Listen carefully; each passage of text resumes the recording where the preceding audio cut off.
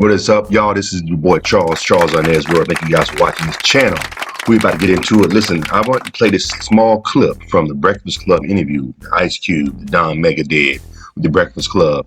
Ice Cube is one of my favorite rappers. Let's go ahead and get into it. I'm gonna come back with my commentary about this particular subject. I want to go back to what you was talking about with the record labels, right? Because you said they make songs by committee. Yes. I always think to myself, well, couldn't the artists change that if they just simply stop making the rap that has the criminal intent? But you saying that they're being pushed to make these kind of records? Yeah. Man. A long time ago. It's been happening forever. Some of the songs that you love, some of the MCs you love, you know, it was done by committee. It wasn't, you know, a man with a pen and a mic. You know what I'm saying? That's me. I'm a man with a pen and a mic. Meaning was NWA ever, you think they was ever part of the big corporate agenda to push negative content? Yeah, they were. But not a willing, knowing participant. We thought our music was gonna be underground. We didn't make our music big. You know, we did not make our music blow up. We just did it. And we thought it was gonna be underground, dirty street records. We thought our records was gonna be sold with the Richard Pryor comedy albums and Red Fox and the you know, dirty Dolomite records and shit. That's what we thought. So you know, we didn't have a clue that it was gonna blow up until it blew up. You know, I think you know, one was MTV banning Straight Outta Compton video. Another was the letter from the FBI. Those are two things that started to just blow up. But we didn't blow ourselves up. You know, everybody blame us, but we didn't do it. You know, we was doing music. We actually had stopped worrying about the industry as much. We was basically doing music that people in our neighborhood would like. So we were like, yo, let's just do shit we know. I keep cussing. I don't know if it's loud. But let's just keep doing what we've been doing. Or no, let's just do what we know is gonna work around here, so we can be at least neighborhood stars. You know what I'm saying? We can at least, you know, get love in the hood. So that was our purpose, and it blew up. And it felt like it was like purposely driven from the West Coast. It feel like on the East Coast you had, you know, the Chuck D's and the KRS-Ones, and those brothers were talking about knowledge itself and Islam, more positive thing. But it feel like with the West Coast, they really said, we're gonna give you bitches, 40s, and blunts and violence. Yeah, I mean, you know, it was y'all had Coogee Rap and you know what I mean, Schoolie D. But the West Coast blew up though. Yeah, the West Coast. It just it was a whole different, just a whole different vibe, because we were talking about you know, the gangbang mentality. You know what I mean, really, and just kind of making sense of what we was seeing and going through and living through and hearing about. And, you know, we was just making music out of it instead of, you know, hearing all these tragic stories and not having a creative outlet to express ourselves about them, you know. I did Dope Man because I was sick of dudes selling dope, and the neighborhood was just toe up, you know what I mean, because of people we loved and knew was strung out, and that was whack to me.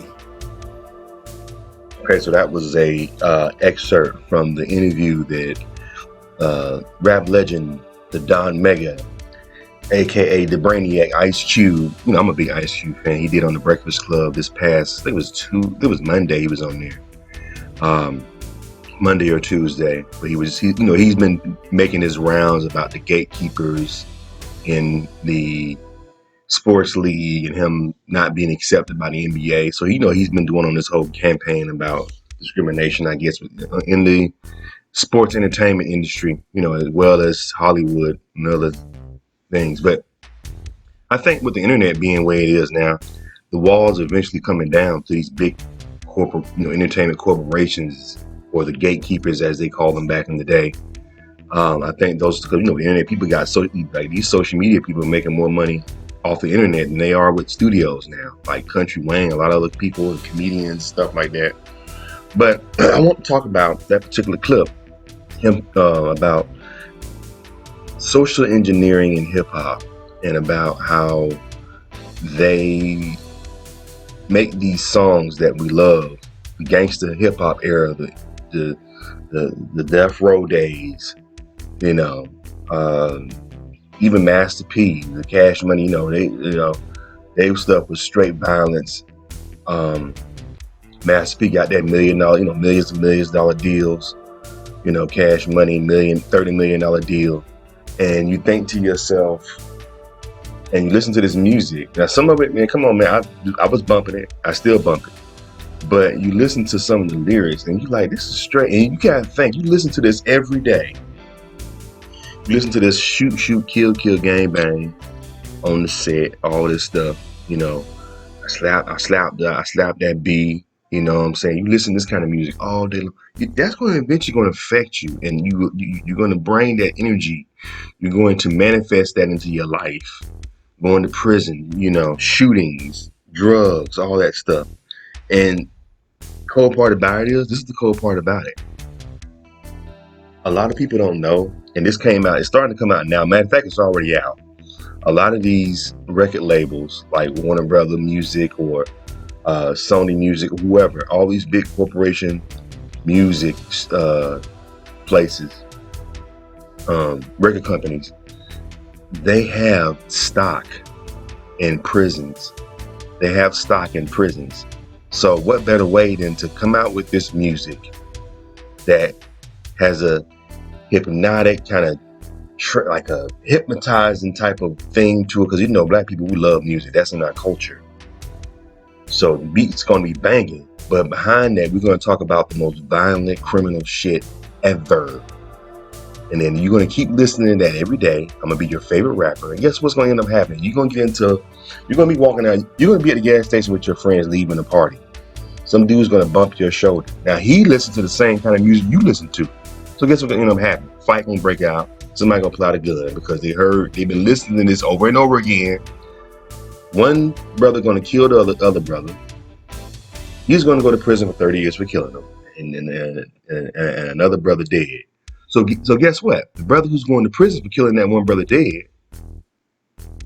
he's now in the prison system. And guess who owns stock in the prison system? The record company. This game, man. And I like what Cube said. Cube said, we didn't know. They were young. And that's another thing that they're banking on. You're poor in the hood. Like, you gotta think, Ice Cube and them were in South Central in the 80s, the crack era, violence, gang banging. They just want to, Dre was a teenage father at the time. Like, he might have been 18, 19 with a 3-year-old kid. So they struggling, mama's struggling, working 2 jobs. They know that. They dangle that money in front of you. That's like what Ice Cube said when they came with him with those contracts. They said you got to sign the contract before you get to $75,000. So you got to think, you poor, you ain't got no car.